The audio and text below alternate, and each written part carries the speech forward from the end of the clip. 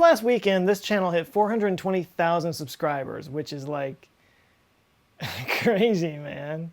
I mean, I just hit 400,000 subscribers like just a few weeks ago. It's like time is like slowing down or something. So I've had a lot of people ask me to do a video about marijuana versus alcohol, so I figured, you know, this is a good excuse as any. So I say sit back, pass the Dutchie on the left-hand side, and let's talk about weed.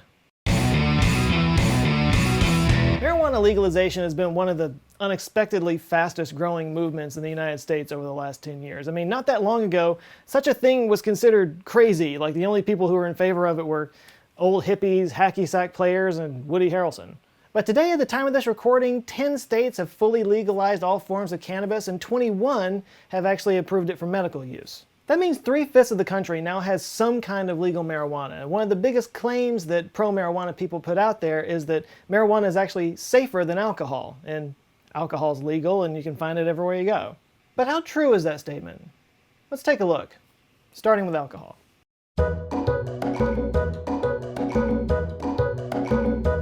So there's a few different types of alcohols out there. There's ethanol, methyl alcohol, rubbing alcohol, and butanol.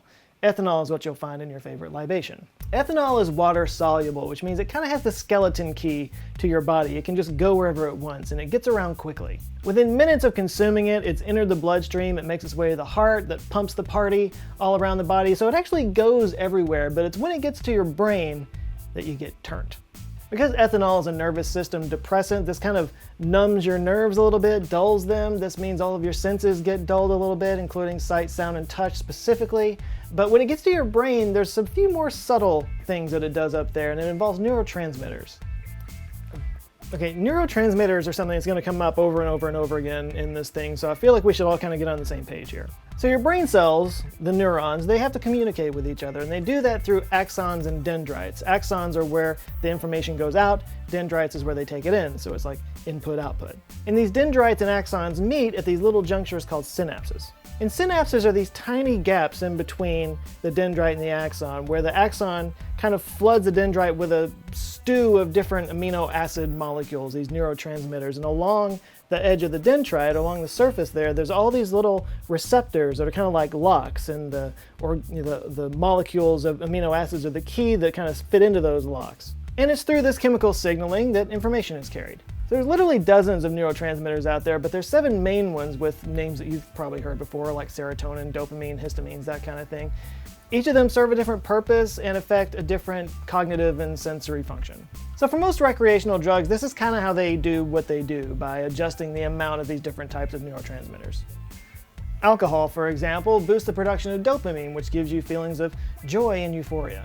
But it also binds to glutamate. Now, glutamate is something that normally stimulates neurons, but when alcohol binds with it, it can't fit into those receptors on the dendrites like they're supposed to, which actually slows down the function of the cells.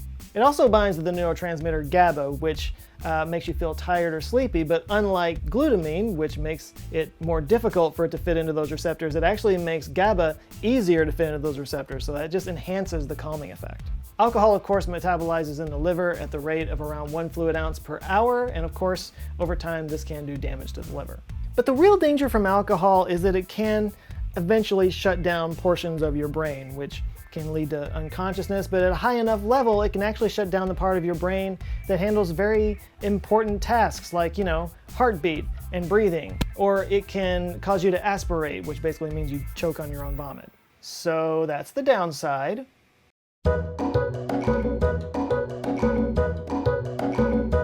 All right, now let's talk about marijuana, or cannabis, Mary Jane, weed, dope, chronic, the wacky tobacco, the flibbity floobity, reefer, ganja, the Rocky Mountain High.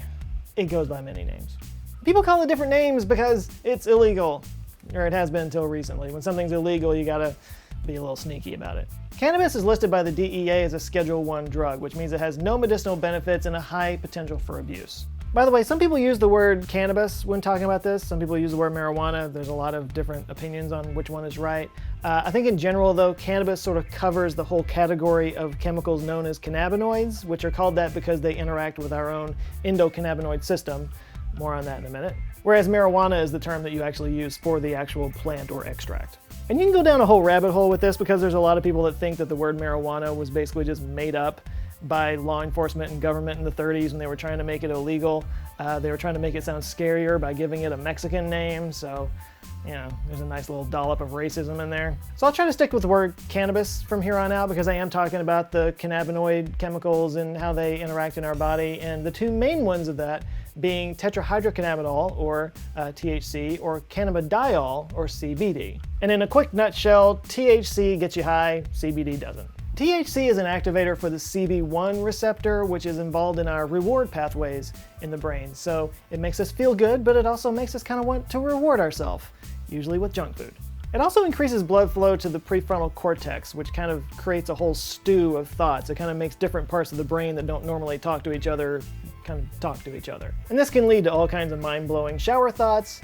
It can also lead to paranoia. Now, CBD is often called non-psychoactive because it doesn't get you high, but it does actually have some psychoactive components, mostly anti-seizure and anti-anxiety properties. This basically works the opposite of THC. Instead of activating the CB1 pathway, it actually blocks it. So, if you have a strain of cannabis that's pretty even in between the THC and CBD concentrations, it can produce a more mellow effect, but if the THC is significantly higher, it can be much more intense and produce more paranoia. Cannabinoids are processed in the liver as well, but they don't seem to damage it in the way that alcohol does. In fact, in a 2018 study, they actually showed that it might actually help prevent damage from alcohol to the liver. Yeah, they studied people who abuse alcohol, and apparently the ones who also regularly use cannabis had less damage to the liver, even though they had worse diets. And this may be related to THC's anti-inflammatory effects, but it's too early to say. So that's how each of these works. So let's look at the pros and cons.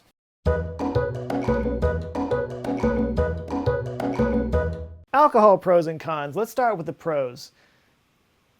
Are there any pros to drinking alcohol? The answer to that is a solid...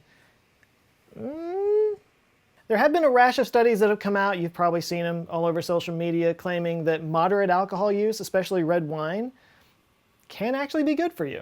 It's been linked to increased levels of HDL, which is the good cholesterol, lower cases of heart disease, lower blood pressure, less chance for blood clotting, and higher insulin sensitivity. In fact, several studies have said that moderate drinking actually improves your lifespan over people who drink heavily and people who don't drink at all. Studies like this, of course, get a whole lot of attention, which is why you see them all over social media, but some people discount them a little bit because they say it's really more correlation and not causation. There might be some external factors involved that make all the difference. For example, red wine drinkers might eat more vegetables, that kind of thing. But the studies are there. It might have some mild health benefits. The cons to alcohol, well, you could die. That's a pretty bad con. Every time you step up to a bar, you are consuming a substance that will stop your breathing if you drink enough of it. Yeah, it would take a lot to make that happen, but it happens every day. Alcohol can exacerbate the risk of cancers, especially liver cancer, and especially if you're already at risk for cancers. Heavy alcohol use is connected to impaired cognitive ability and smaller brain size. And obviously, drinking and driving kills people. 29 a day, according to the CDC. That's 10,500 or 3 9/11s every year.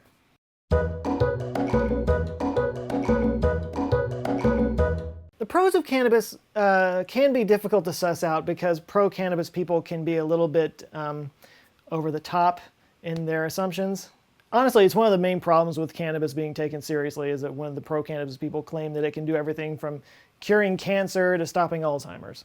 And yes, there are tons of anecdotal evidence for that kind of thing, but no hard studies have been done on it. But there was a 2017 study by the National Academy of Sciences, Engineering, and Medicine that touted the anti-seizure effects of CBD and the anti-inflammatory effects of THC. This study also proposed lifting the ban on cannabis research because, it's a nice little catch-22. It's kind of hard to prove that something has a medical use when it's classified in such a way that prevents you from researching it because they say it has no medical use. I should point out, though, that the FDA has approved the use of 3 different drugs that are based on cannabis. One is called Epidiolex, which is basically CBD, and then there's dronabinol and nabilone, which are synthetic versions of THC. So yeah, the 2 main components of this drug are available by prescription from Big Pharma, but the plant that you could just grow in the backyard is illegal because apparently it has no medical use. Yeah, I'm right there with you. Cannabis, of course, helps in promoting appetite and curbing nausea for cancer patients, and it has some pain management abilities. The biggest pro from cannabis, though, I would say, is that it can't kill you, unlike alcohol. But that doesn't mean that cannabis is without risk. Marijuana smoke, for example, has trace amounts of the same carcinogens that tobacco has, and it can also irritate your lungs. There have been studies linking cannabis use to schizophrenia, and it's especially discouraged for people under the age of 25 because your brain is still developing at that time and it can cause developmental issues. High driving is a problem. It doesn't kill as many people as drunk driving does. Of course, a lot more people drink than smoke, but some people claim that they actually drive better when they're high, but still, don't drive high. And while it's not physically addictive like heroin or alcohol can be, it is psychologically addictive, although really anything is psychologically addictive when it comes down to it. The bottom line is there just needs to be a lot more research done into cannabis so we have a better understanding of these things. So much of what we know about it is anecdotal, and we just need to have some actual studies done. So, should cannabis be legalized? Longtime viewers of this channel know that I rarely take a hard stance on anything. I tend to just kind of put the facts out there and let them fall where they may. But when it comes to this topic, I'm going to draw a line in the sand and say, yes, I think it should be legalized. Or at the very least, decriminalized.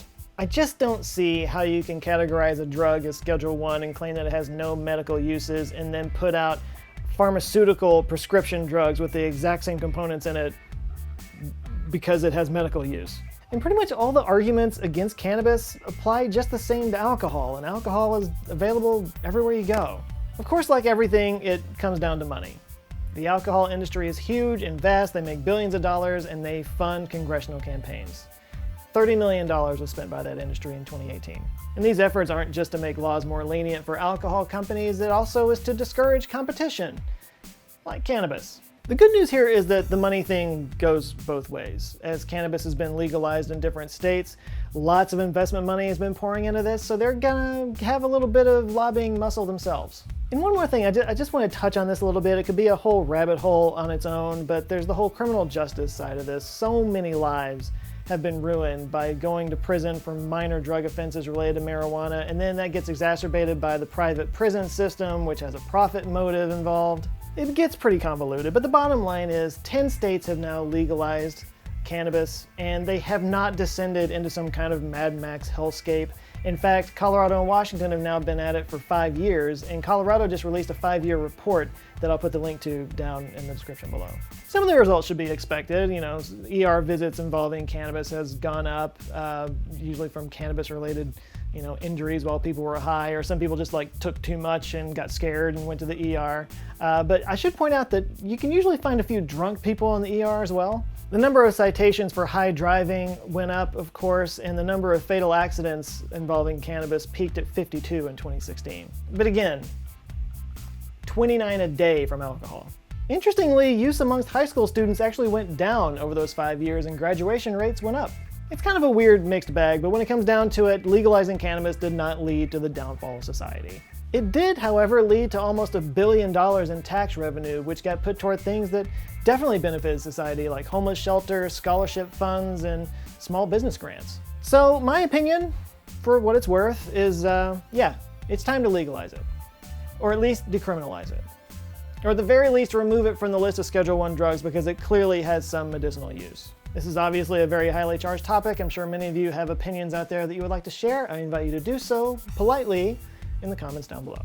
T-shirts is always available in the store at answerswithjoe.com/shirts. They are fun, they are eye-catching, and you will like them. They're also soft. I never talk about that. These are really soft shirts. You should get one if you like it. Please. Answerswithjoe.com/shirts. Please like and share this video if you liked it, especially if you want to get this message out there. And if this is your first time here, I invite you to check out this video. Google thinks you'll like that, or any of the other videos that they might be sharing of mine on the side over there. And if you like those, I invite you to subscribe. I do videos every Monday and every Thursday. All right, thanks again for watching. Go out there now, have an eye-opening rest of the week, and I'll see you on Monday. Love you guys. Take care.